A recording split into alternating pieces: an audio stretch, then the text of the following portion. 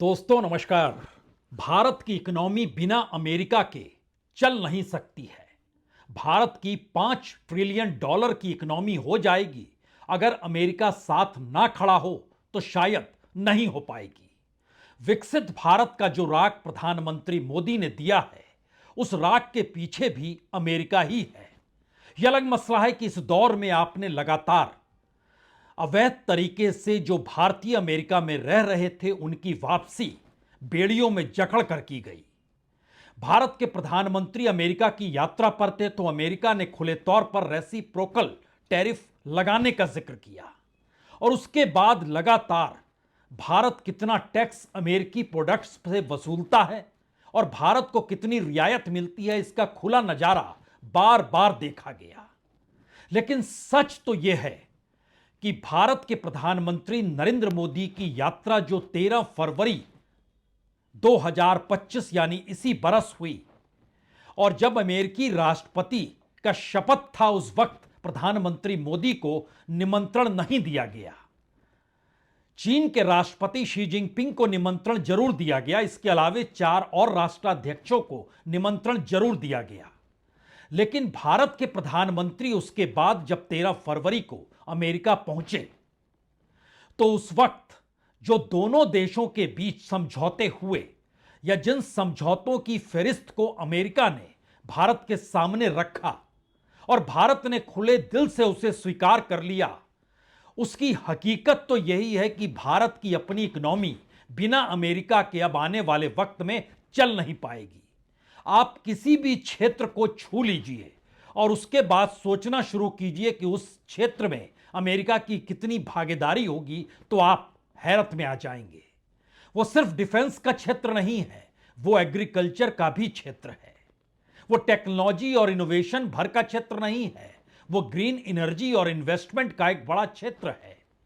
America कितनी ज्यादा तरीके से दखल भारत के बाजार में दे सकता है इसकी सिर्फ आप अभी कल्पना कर सकते हैं जब जिक्र सिर्फ स्टारलिंक का हुआ है, जब जिक्र सिर्फ टैरिफ बढ़ाने का हो रहा है और खुद भारत सरकार जब क्रिप्टो करेंसी पर बातचीत करने की दिशा में बढ़ चुकी है तो यह मैसेज बहुत साफ है कि अमेरिका के बगैर भारत का बाजार अब फल फूल नहीं सकता है।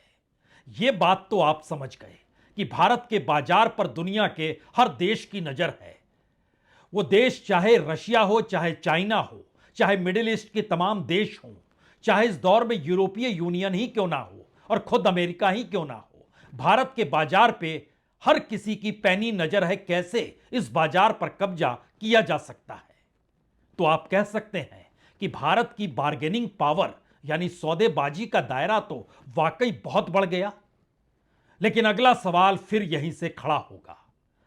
जब अमेरिका जिस रास्ते पर निकल चुका है उसमें जो अमेरिका फर्स्ट का नारा उसका अपना है और वह एक बड़े कारोबार की तर्ज पर दुनिया की विदेश नीति को अब तय करना चाहता है, तो क्या भारत ने सारे समझौते अमेरिका के साथ करने की ठान ली है? यानी इसके अलावे कोई रास्ता नहीं है?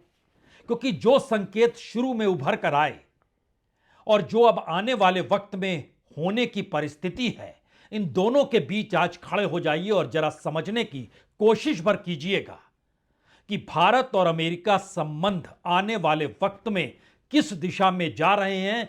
हो सकता है आपके जहन में यह सवाल आखिर में खड़ा हो, अगर भारत नाटो देश तो है नहीं, नाटो देशों के बीच तो समझौता है, किसी एक पे हमला होगा तो सब देश सक्रिय हो जाएंगे और अमेरिका भी खुद पर हमला मानेगा।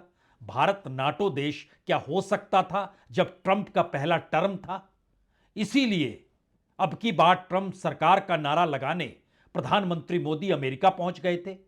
या फिर दूसरे टर्म में एक नया मैसेज है कि जिस तर्ज पर अमेरिका चाहता है कि उसका अपना विस्तार हो, उसने कनाडा को सीधे तौर पर कहा आप हमारा 51 यानी 51st स्टेट बन जाइए।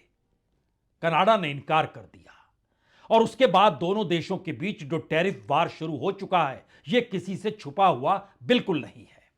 लेकिन क्या भारत के तमाम समझौते और भारत का इस दौर में समझौतों को लेकर खामोश होना और एक के बाद एक समझौते जो 2030 तक बनाए गए हैं, क्या वह चाहे अनचाहे भारत को एक अमेरिकी स्टेट के तौर पर तो खड़ा नहीं कर देंगे?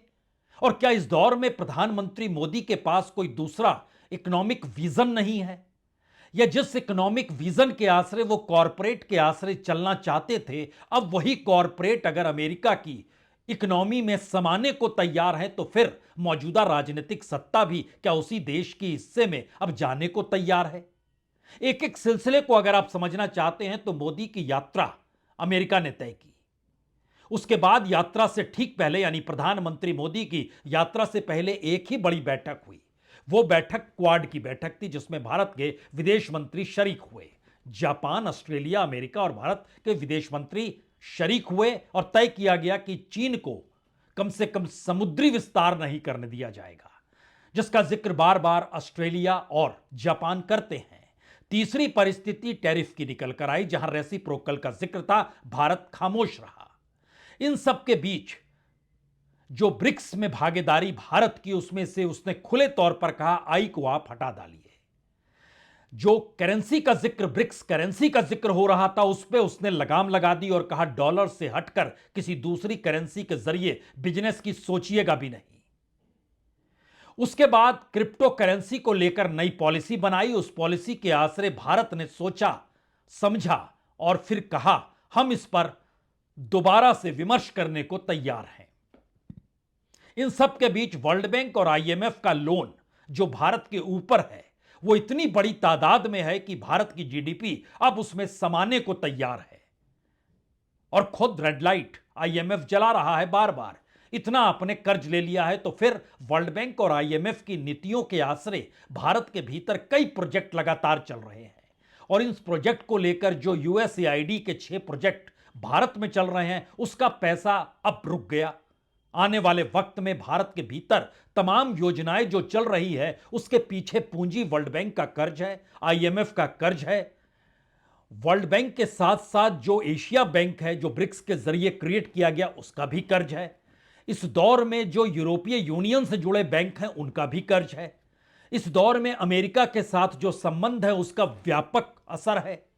ये सारी परिस्थितियां बतलाती है कि अमेरिका से भटककर आप किसी दूसरी दिशा में जाएंगे तो अमेरिका आपके साथ खड़ा होगा नहीं। तब आपकी वह पूरी इकोनॉमी ढहढा जाएगी जो कॉरपोरेट के आश्रय चल रही थी, और वही कॉरपोरेट अब अमेरिकी कॉरपोरेट नीति के साथ खड़ा हो चला है।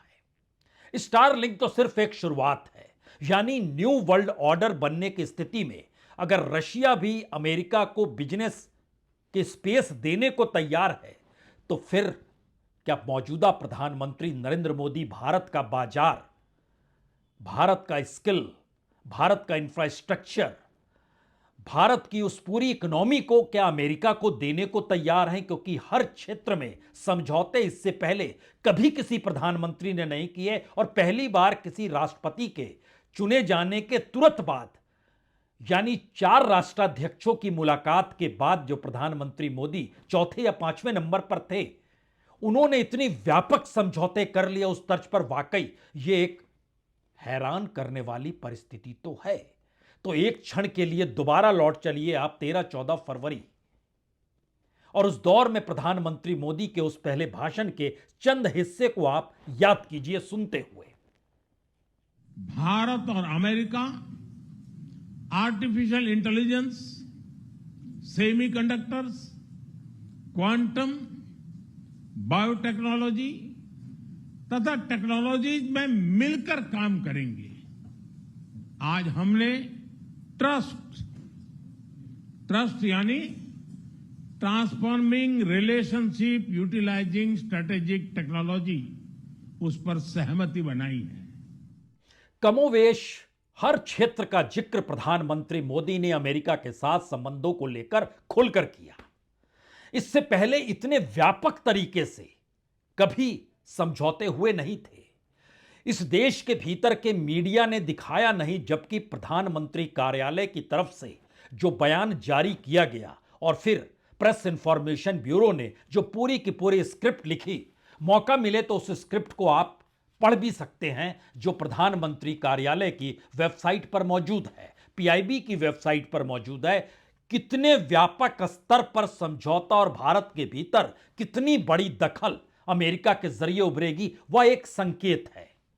क्योंकि प्रधानमंत्री जब लौटे तो उसका तुरंत पहला असर बजट पर पड़ा, जबकि इलेक्ट्रिक व्हीकल्स को लेकर और इन सब के बीच ऑटोमोबाइल सेक्टर को लेकर जो टैक्स कम करना था, सब टैक्स कम कर दिया गया। अमेरिका ने अपने तौर पर खुद जिस लिहाज से ऑटोमोबाइल का जिक्र किया, इलेक्ट्रिक व्हीकल्स का जिक्र किया, और एक टेस्ला कार का भी मान लीजिए जिक्र हो रहा था, और इसके साथ साथ इस दौर में जो भी जिक्र हो रहा है वो सारे समझौते किए जा चुके हैं। यानी इस दौर में ध्यान दीजिए, अमेरिकी शराब का जिक्र हो या एग्रीकल्चर क्षेत्र का जिक्र हो, जहां भारत टैक्स लेता है, उन सब पे समझौते हो चुके हैं।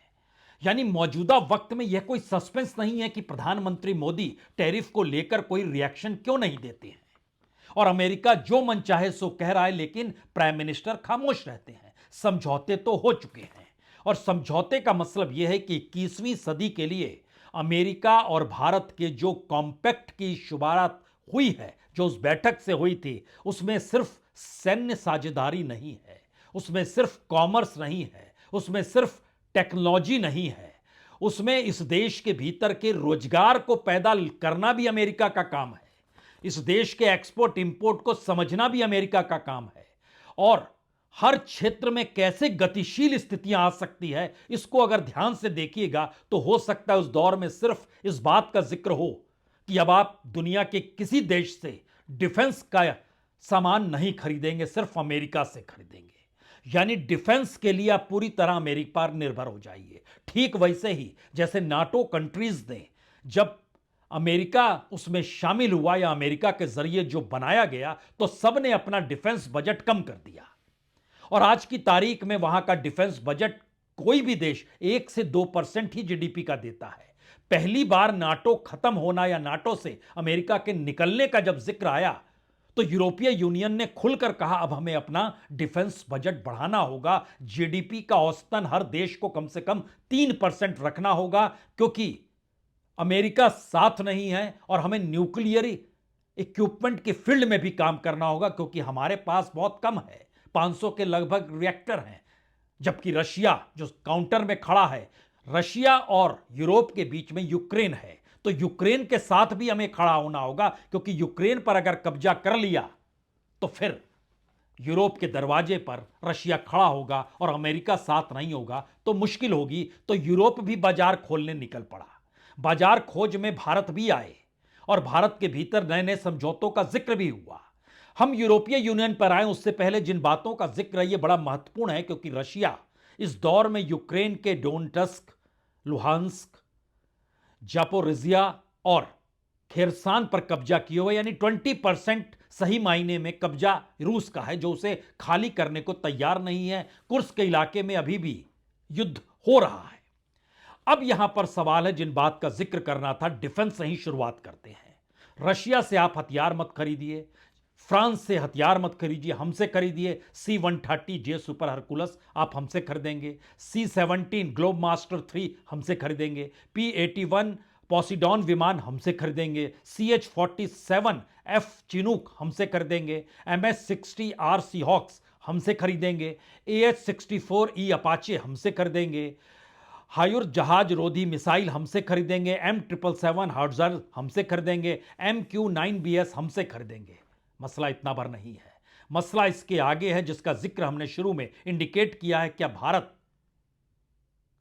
कनाडा की तर्ज पर नहीं, बल्कि अमेरिका जो कनाडा को अपनी तर्ज पर लाना चाहता था, क्या भारत उस डिजाइन में काम कर रहा है? क्योंकि नागरिकों को अधिक समृद्ध बनाने की जिम्मेदारी अमेरिका की है, राष्ट्र मजबूत हो जिम्मेदारी अमेरिका की है, इकोनॉमी को और ज्यादा शार्प कैसे बनाया जाए और उसमें कॉरपोरेट की भागीदारी किस रूप में रहे, जिम्मेदारी अमेरिका की है, एक्सपोर्ट इंपोर्ट में ज्यादा आसान कैसे किया जाए जिससे यहां के व्यापारियों को और सुविधा और आसानी महसूस हो, जिसमें अमेरिकी अगुवाई हो, जिम्मेदारी अमेरिका की है, भारत के भीतर आने वाला इन्वेस्टमेंट कैसे बढ़े और अमेरिका हर क्षेत्र में कैसे इन्वेस्टमेंट करे जिससे भारत में रोजगार बढ़े, जिम्मेदारी अमेरिका की है। मिशन 500 यानी 2030 तक जो $500 बिलियन दोनों देशों के बीच व्यापार का टारगेट है, वो अभी $125 बिलियन से कुछ कम है। इसको 4 गुना ज्यादा हो जाना है 2030 तक, तो कैसे होगा? बायलैटरल इकोनॉमिक रिलेशन के आसरे, टैरिफ के आसरे, प्रोडक्ट सर्विस सेक्टर में घुस जाने के आसरे। जी, इन तमाम चीजों के आसरे होना है। उसमें जिक्र इस दौर में अगर सिर्फ शराब का, बॉर्बन की शराब का हुआ, तो उसके बाद मोटरसाइकिल का हुआ, उसके बाद कार का हुआ, फिर आईसीटी प्रोडक्ट्स का हुआ है, फिर मिनरल्स का हो रहा है। और जो अमेरिका के भीतर चाहे अल्फा अल्फाज घास है, बतख का मीट है, चिकित्सा उपकरण है, कृषि उत्पाद, जो कि एग्रीकल्चर को लेकर जिन 3 कानूनों का जिक्र होता था, उससे हटकर अब सीधे कॉरपोरेट कैसे इंडियन एग्रीकल्चर के क्षेत्र में अमेरिका की एंट्री कराएगा, और यह जिम्मेदारी भारत के प्रधानमंत्री की होगी। किस तरीके से एग्रीकल्चर के क्षेत्र में अमेरिकी प्रोडक्ट सस्ते में उपलब्ध होंगे, जिम्मेदारी भारत की होगी। लेकिन लीड कर रहा होगा अमेरिका। और इन सब के बीच जो ग्रीन फील्ड इन्वेस्टमेंट है, यहां तक कि टेक्सास और ओहियो में जो स्टील है, उत्तरी कैरोलिना में जो बैटरी सामग्री है जिसको एक लिहाज से एडवांस मटेरियल माना जाता है, जो वाशिंगटन के भीतर जुबिलिएंट फार्मा है, उन सारी परिस्थितियों के साथ साथ हर क्षेत्र का जब हम जिक्र कर रहे हैं तो एनर्जी वाकई मायने रखती है। भारत के इकोनॉमिक डेवलपमेंट का हो, भारत के सोशल वेलफेयर का हो यानी सामाजिक कल्याण का हो, चाहे वह तकनीकी इनोवेशन का हो, टेक्नोलॉजी और इनोवेशन का हो, हर क्षेत्र में भारत के सामने अमेरिका अगुवाई कर रहा होगा और वो तय कर रहा होगा कि इस देश को किस दिशा में बढ़ना है, भारत उस दिशा में बढ़ जाएगा। और यह एक होते होते ऐसी परिस्थिति भी है कि अगर भारत के सामने कोई संकट आ जाता है, तो संकट के लिहाज से भारत में एक आर्थिक स्थिरता चाहिए। आर्थिक स्थिरता के लिए सबसे बड़ी स्थिति एनर्जी यानी पेट्रोलियम को लेकर भी होती है। तो भारत के भीतर कैसे पेट्रोलियम का भंडार रहे, और अगर वर्ल्ड वाइड कोई क्राइसिस आ रही है जिसमें भारत बार बार तेल के लिए कभी रशिया, कभी मिडिल ईस्ट देखे, कभी खाड़ी देशों की तरफ देख रहा, बंद कीजिए, अमेरिका है ना। इस डिजाइन का समझौता बतलाता है कि चाहे कच्चा तेल हो, चाहे पेट्रोलियम प्रोडक्ट्स हो, चाहे प्राकृतिक गैस हो, चाहे इथेन हो, पेट्रोलियम हो, हाइड्रोकार्बन हो, यहां तक कि परमाणु रिएक्टरों को लेकर भी अमेरिका लीड करेगा। और परमाणु रिएक्टर का उत्पादन और तैनाती ही नहीं, बल्कि अमेरिकी डिजाइन के जो रिएक्टर बड़े होते हैं उसको भी वो तय करेगा। तो क्या ये कोई कह रहा है कि भारत बिल्कुल अमेरिकी स्टाइल में इसीलिए मौजूदा वक्त में सरकार खामोश है? क्या उसकी वजह यह है क्योंकि समझौते की तो बड़ी लंबी चौड़ी फहरिस्त है और दुनिया के बाजार की नजर भारत के बाजार को लेकर है, और भारत को अपना प्रोडक्ट खपाने के लिए यूरोपीय यूनियन बेचैन है। उसकी बेचैनी अपने प्रोडक्ट्स को लेकर है। वह भी कह रही है हमारे ऑटोमोबाइल को आप अपने देश में घुसते दीजिए तो बात आगे बढ़े। पिछले दिनों यूरोपीय यूनियन के प्रेसिडेंट आई थी, उन्होंने क्या कहा था? A free trade agreement between the European Union and India would be the largest deal of its kind anywhere in the world. I am very well aware it will not be easy. But I also know that timing and determination counts, and that this partnership comes at the right moment for the two of us. दरअसल वो historic संबंधों की दिशा में जिक्र कर रही थी कि भारत और यूरोपीय यूनियन किस तरीके से आने वाले वक्त में एक हिस्टोरिक इकोनॉमिक एस्पेक्ट में एक दूसरे के साथ खड़े होंगे। फिर ऐसा क्या हो गया कि इस दौर में एक खामोशी बरत ली गई और जाते जाते यूरोपीय यूनियन को भी कहना पड़ा पहले आप ऑटोमोबाइल के क्षेत्र में हमारी एंट्री तो कराइए, उसके बाद व्यापार शुरू होगा। वो एक टेस्टिंग केस था। भारत के बाजार पर हर किसी की नजर है, अमेरिका की बाजार पर नहीं, वो पूरे भारत पर नजर है, क्योंकि स्ट्रेटेजिकली इस पूरे इलाके में चीन के करीब होना भारत अमेरिका के लिए सबसे महत्वपूर्ण है। इसीलिए वो क्वाड की बैठक हो या आसियान को लेकर अमेरिका की अपने तरीके से उसकी स्ट्रेटजी बनाने की दिशा में बढ़ना हो। उसे एक चीज समझ में आ गई है कि रशिया साथ तभी होगा जब चीन कमजोर होगा। चीन मजबूत होगा तो रशिया साथ नहीं खड़ा होगा। और कम से कम इस पूरे साउथ ईस्ट एशिया के भीतर भारत स्ट्रेटेजिक तरीके से अगर मौजूद है तो एक देश की इकोनॉमी को अपने हिसाब से अगर चलाने लग जाएं, यही काम तो मैक्सिको और कनाडा को लेकर अमेरिका सोच रहा था, लेकिन दोनों देशों ने विरोध किया। अपनी संप्रभुता का जिक्र किया, अपने देश, अपने राष्ट्रवाद, तमाम चीजों का जिक्र हर कोई करने लग गया।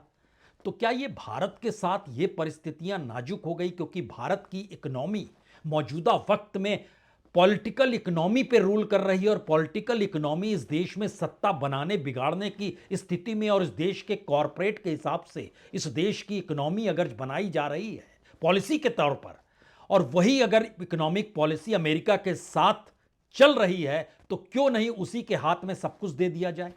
क्या ऐसी परिस्थिति है? डिजाइन तो वही है।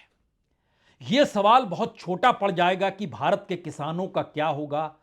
यहां पर वाकई क्या किसानी से जुड़े हुए मजदूरों की तादाद अगर आप हर जगह झांक कर देखें तो भारत में अनऑर्गेनाइज सेक्टर में इतनी बड़ी तादाद मजदूरों की है, उसको कहां झोंक दिया जाए, यह एक सवाल है।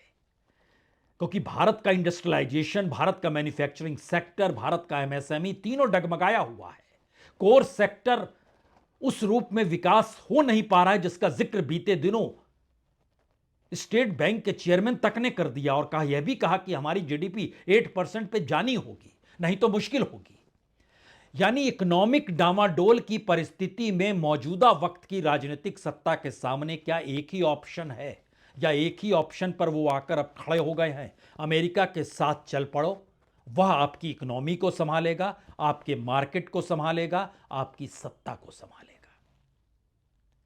क्योंकि जो शुरू में हमने सुनाया उसका मैसेज बहुत साफ था। प्रधानमंत्री डिफेंस के क्षेत्र में, आर्टिफिशियल इंटेलिजेंस के क्षेत्र में, एनर्जी के क्षेत्र में, क्वांटम के क्षेत्र में, अंतरिक्ष के क्षेत्र में, वो सेमीकंडक्टर हो, वो महत्वपूर्ण मिनरल हो, वो कुछ भी हो, तमाम जगहों पर अमेरिका अगुवाई करते हुए भारत में कौन सी चीज कैसे किस रूप में जरूरत है, अगर ये तय कर रहा है तो फिर वो सारे सवाल जो शुरू में निकल कर आए, भारत कर्ज में डूबा हुआ है।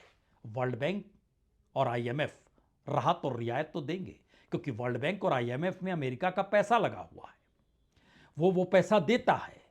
वो चाहे तो वसूल शुरू कर सकता है, लेकिन वसूली क्यों शुरू करेगा अगर भारत उसके अनुकूल चल पड़े तो?